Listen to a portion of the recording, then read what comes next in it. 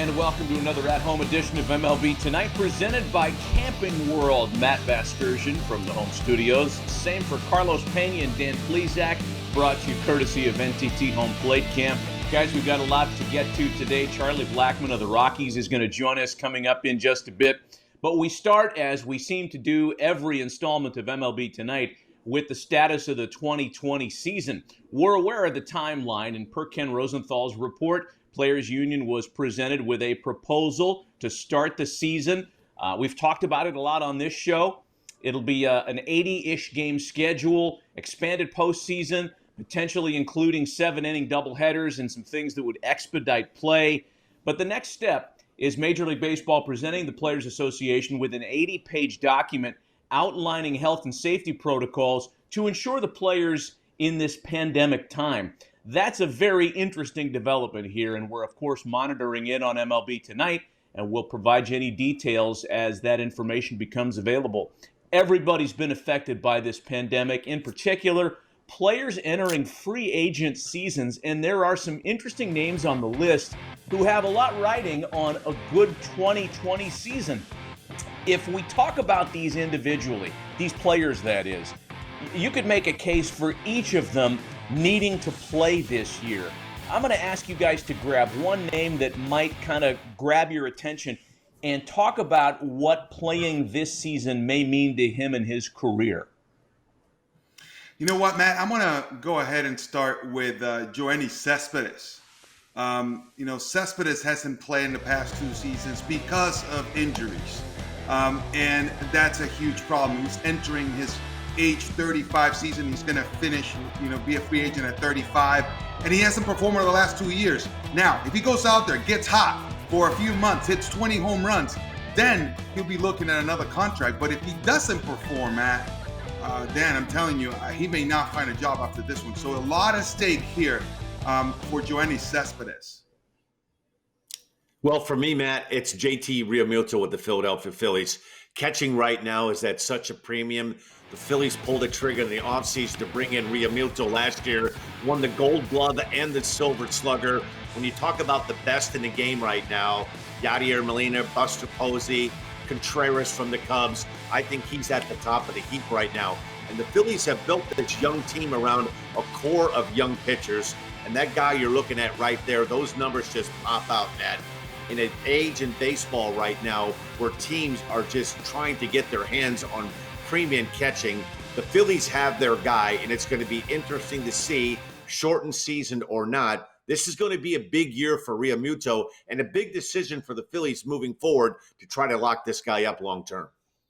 Yeah, I think the Phillies have a lot riding on this because they have more than one player who grabs our attention here, and I'm going to go with Didi Gregorius because look, after a season last year in New York, his final season in the Bronx, that really wasn't the kind of Gregorius season he had envisioned due to recovering from Tommy John surgery. He tested the free agent waters, chose a short deal to go to Philly and kind of reestablish his star. He's in his age 30 season. Look, the last few years in New York, you have to consider him among the premier shortstops in the game. Despite the down 2019, and again, injury kind of affected those numbers, played in half the season.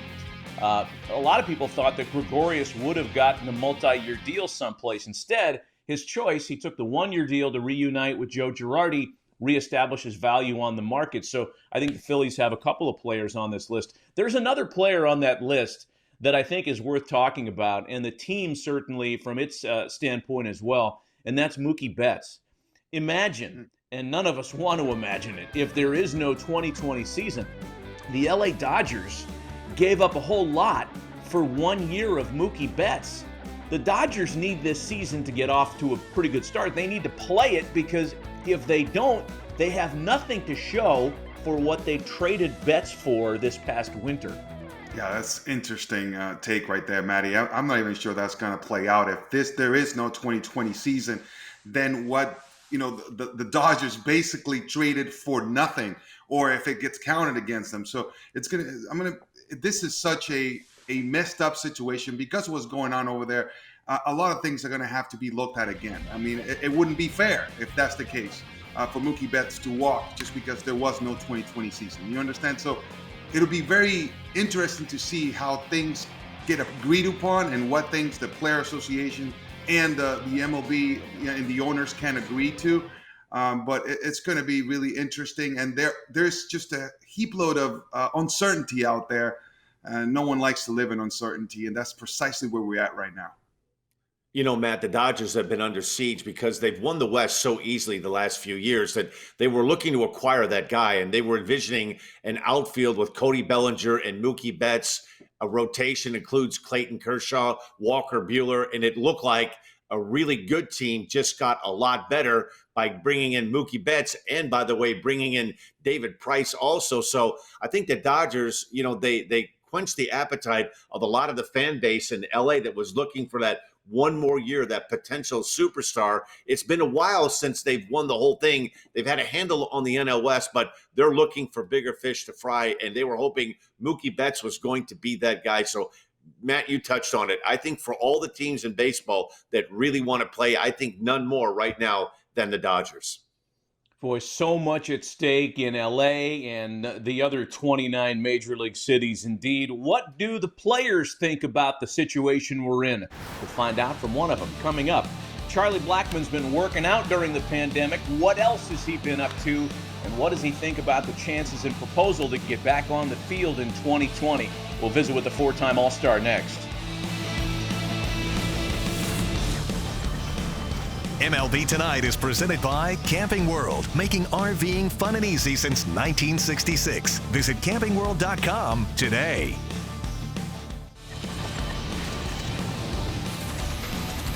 Welcome back to MLB Tonight, presented by Camping World.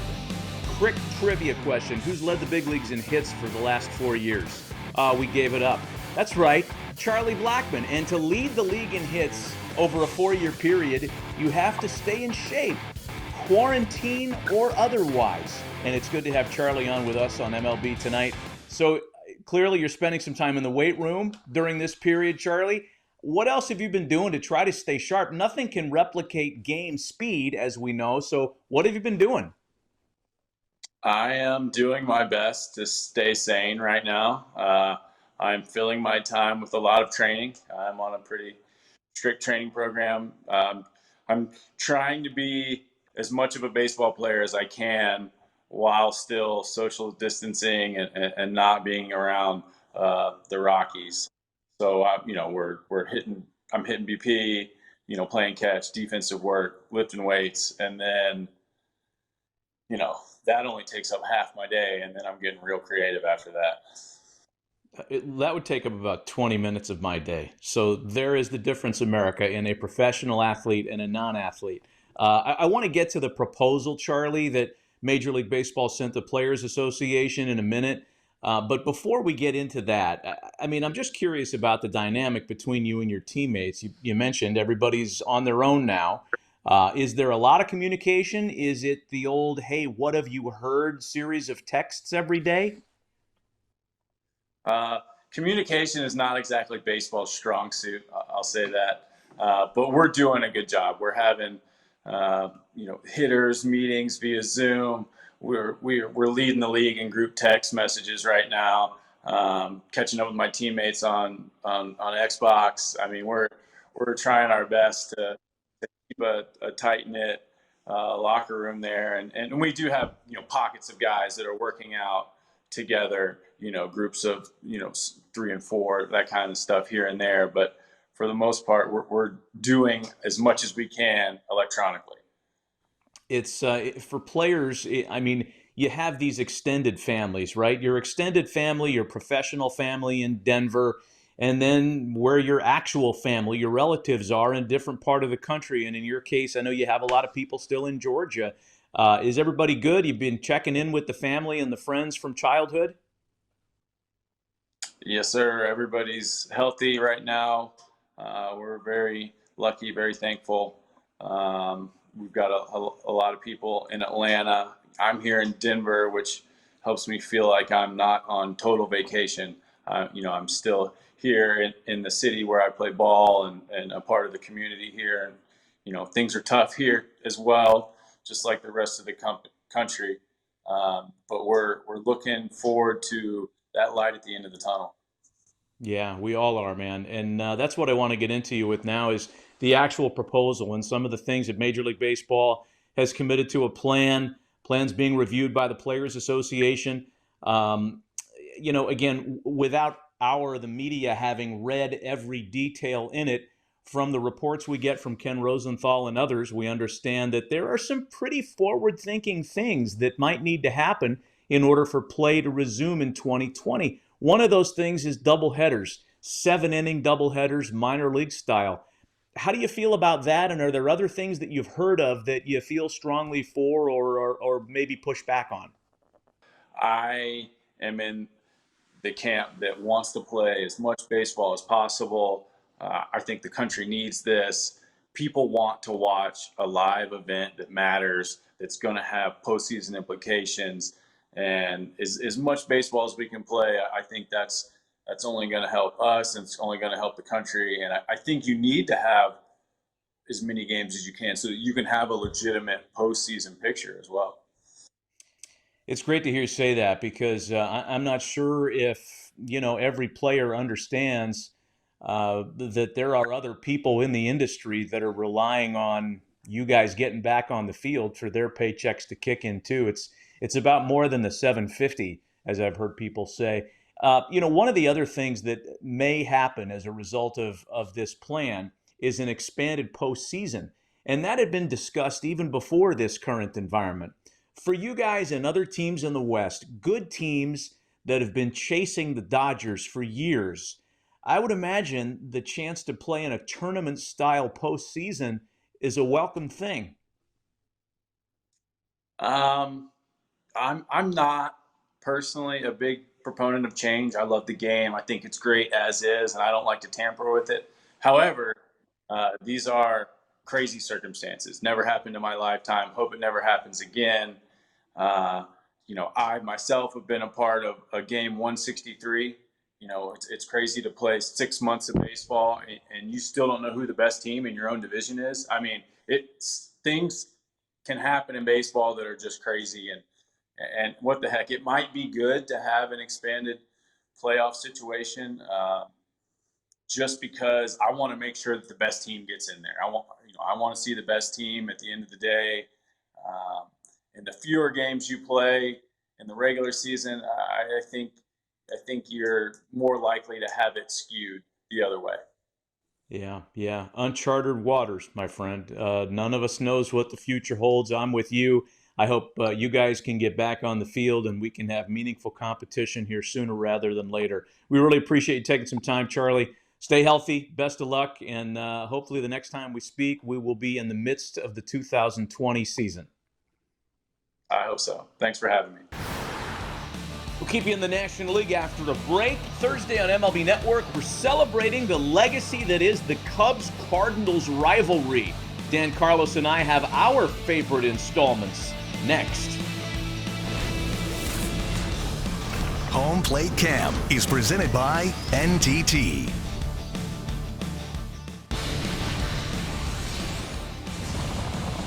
Welcome back to MLB Tonight, presented by Camping World.